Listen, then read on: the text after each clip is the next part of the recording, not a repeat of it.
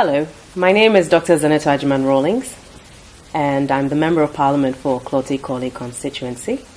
I also happen to be the first daughter of His Excellency Flight Lieutenant Jerry John Rawlings and Her Excellency Nanakunedu Ajiman Rawlings.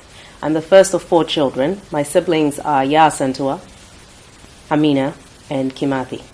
And by God's grace, I also happen to have given my parents 3 grandchildren as their reward for not killing me, for being such a troublesome child. As children, we didn't grow up in the castle, so we had to see my dad sometimes on the weekends and maybe sometimes in the middle of the week. And this was because they wanted us to remain grounded and not feel detached from having a normal life. It also meant that we didn't see our dad every day, but we got used to it, and it just seemed normal anyway. I think my memories of him are a mixture of seeing him on TV, seeing him at various national events, and then of course we had the moments where we had family time, which was when we were a little bit older. And my dad has quite a wicked sense of humor. He just loved to pull pranks on people. And I suppose one of the other memories I had was when he first taught me how to fly. And interestingly enough, he's very, very precise and he's very exacting. So he would ask me to land in a specific spot. And if I couldn't, he'd make me fly around again and land again. And I remember on the day that he decided it was time for me to fly solo, as we came into land, as we were on finals, he said I should pretend like he had passed out in the plane and land the plane without him. And I was very offended by that at the time, I remember, because I thought it was bad luck to say things like that. But he ignored me. He just ignored me until I landed the plane. And as soon as we landed, he asked me to stop while we're still on the runway, and then he got out of the plane and told me to go.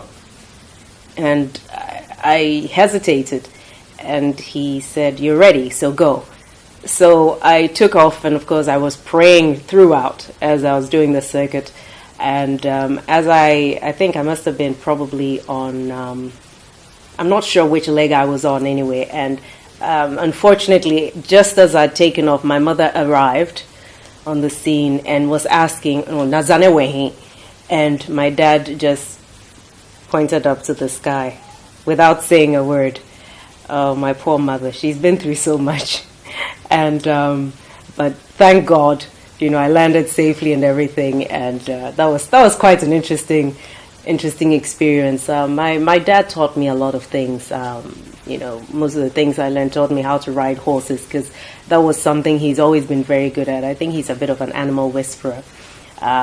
In the village, he has managed to get his dogs to be friendly with the cats and the birds, the peacocks and the geese, all sorts of creatures, including rabbits, and they seem to get along just fine. And it's the most phenomenal thing to see, because it's not very normal for you to see a dog not attacking a bird in the vicinity, and the animals just get along really well.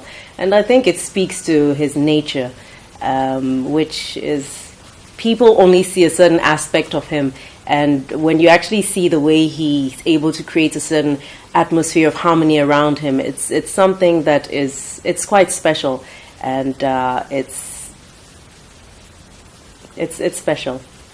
I think one of the things that I have learned from him, that I'm passing on in terms of how I raise my kids, is his